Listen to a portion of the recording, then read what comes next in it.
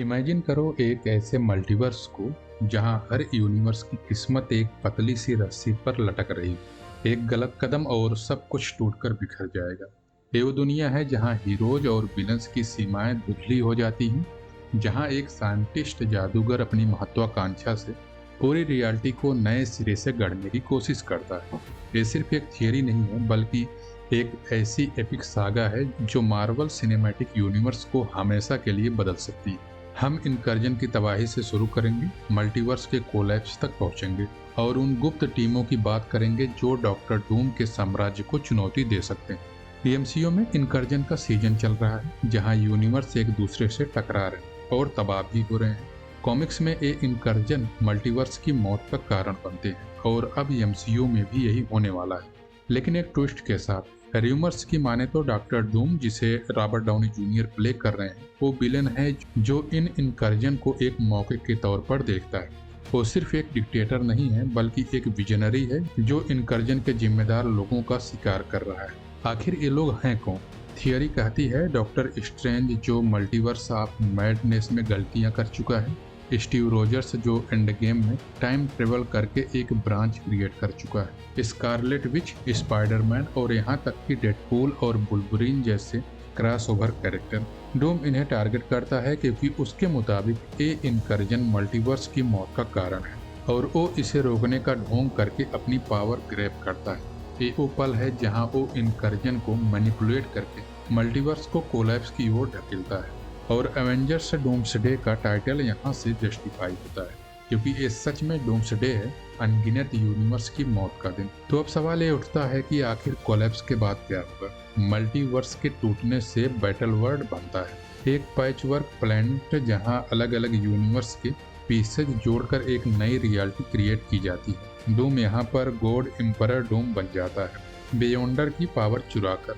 लेकिन एक नए तरीके से सोचो, एमसीयू में एक बैटल वर्ल्ड टीबीए के साथ कनेक्ट हो सकता है, जहां लौकी का एक डार्सी यानी ट्री ऑफ लाइफ इनकर्जन से प्रभावित होता है। डूम टीबीए पर कब्जा कर सकता है, लौकी की पावर को यूज करके मल्टीवर्स को रिसेप करता है, जहां पर एवेंजर्स, एक्समैन और फैंटास्टिक फोर बैटल वर्ल्ड पर उतरते हैं। लेकिन डूम की रियलिटी में वो सब उसके कंट्रोल में है। वो हीरोज को एक दूसरे के खिलाफ पिटवाता है, जैसे एक ग्रैंड ग्लैडिएटर गेम। यहाँ पर कैजुअलिटी भयानक होगी, कई हीरोज मरेंगे जैसे कॉमिक्स में हुआ।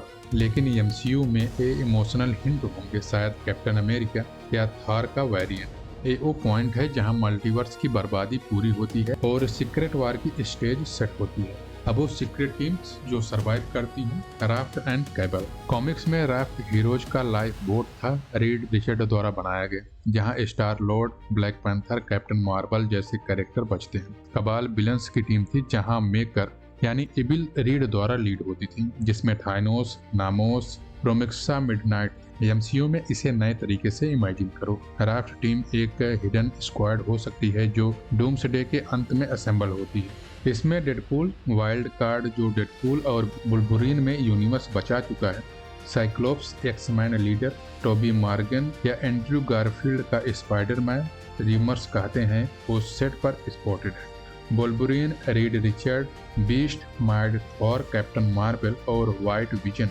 ये टीम बैटल वर्ल्ड से बाहर निकलने का प्लान बनाती है, डूम के गॉड कॉम्प्लेक्स को तोड़ने के लिए। ये सब एक हिडन पॉकेट रियलिटी से मीट करते हैं। ये टीम फ्रंटलाइन एवेंजर नहीं है, बल्कि शैडो ऑपरेशन है जो डूम की नज़र से बचकर काम करती है। दूसरी तरफ कबाल जैसी टीम एक डार्क सेल्फिश ग्रुप। एमसीयू में इसमें Magneto, Namor, ultimate Thanos, ultimate Ultron, Red Hulk और द लीडर से हिंट हैं जो एक बड़ा खतरा प्रेडिक्ट कर चुके हैं।